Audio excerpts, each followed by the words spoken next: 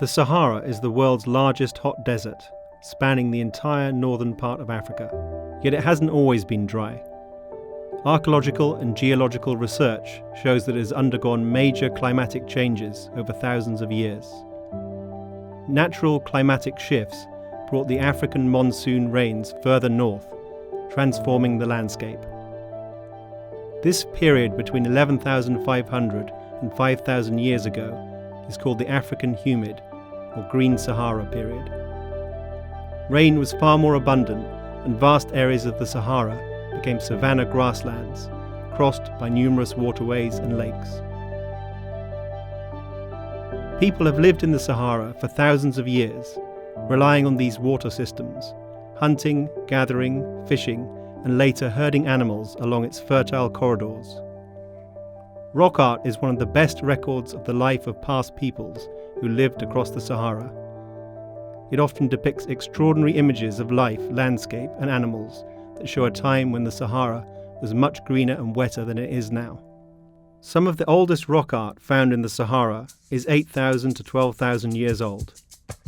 This period is called the Early Hunter period, and it often focuses on naturalistic engravings representing wild animals.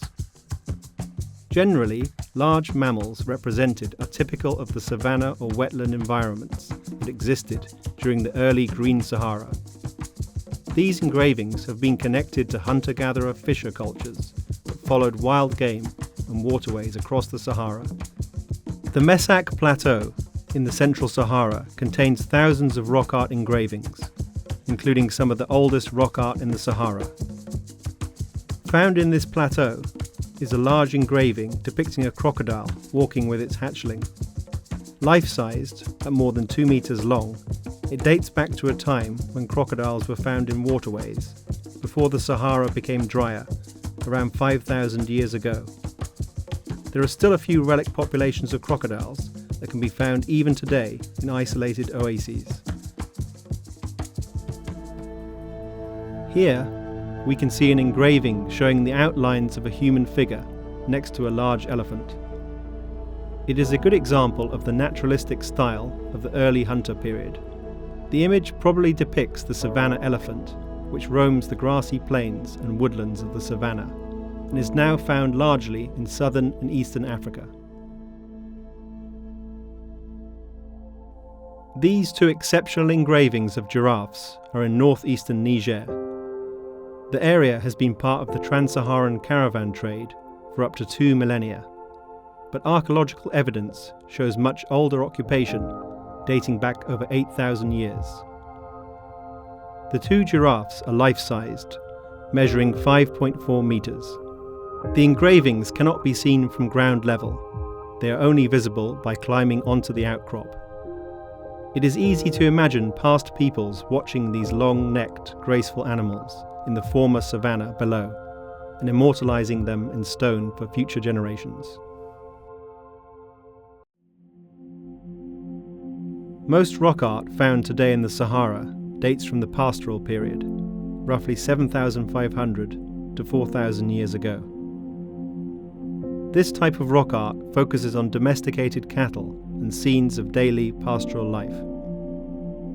Animals began to be domesticated in the Sahara around 7,500 years ago, and represent a major shift in lifestyle of the local people, in a period that was progressively getting drier and less green. In the Tassili Niger Plateau in Algeria is a site known as the Crying Cows. These skillfully engraved images depict long-horned cattle with carved teardrops appearing to roll down their faces.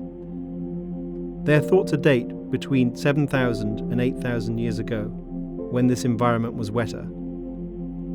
These engravings are incorporated in a local myth that tells of a shepherd who engraved them after being unable to find water for his herd. Climatic data shows a period of aridity around 8,000 years ago, which may coincide with these engravings and with the associated myth. Camels were present in North Africa from roughly 2,000 years ago, when the Sahara was as dry as it is today. Their ability to survive in harsh climates allowed major trans-Saharan trade to flourish. As people, goods and ideas moved across the desert, a new type of rock art developed, now called the Camel period. In addition to camels, subjects include highly stylized human figures, flocks of goats, caravans, palm trees, and hunting or battle scenes.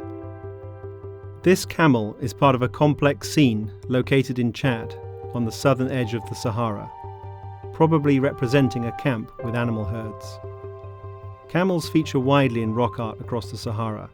Their resistance to heat and ability to survive with small amounts of water have made them key animals for inhabitants of the Sahara.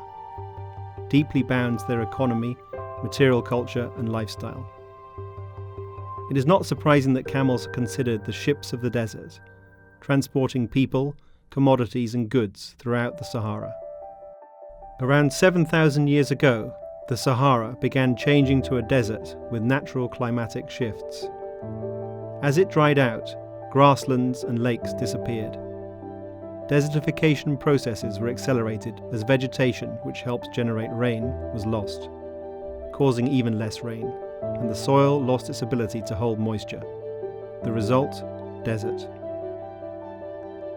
As the Sahara dried out, rock art has become one of the best records of life in the past, and the animals and humans that inhabited it for thousands of years. Although its original purpose and meanings have long since been lost, the expressive power of the engravings and paintings still remains, allowing us to gain a small view into the world of the people that lived in the Sahara thousands of years ago, when it was a sprawling green savanna. Sadly now, the extremes of man-made climate change is causing rock art to be endangered and destroyed, forever losing thousands of years of our shared human history.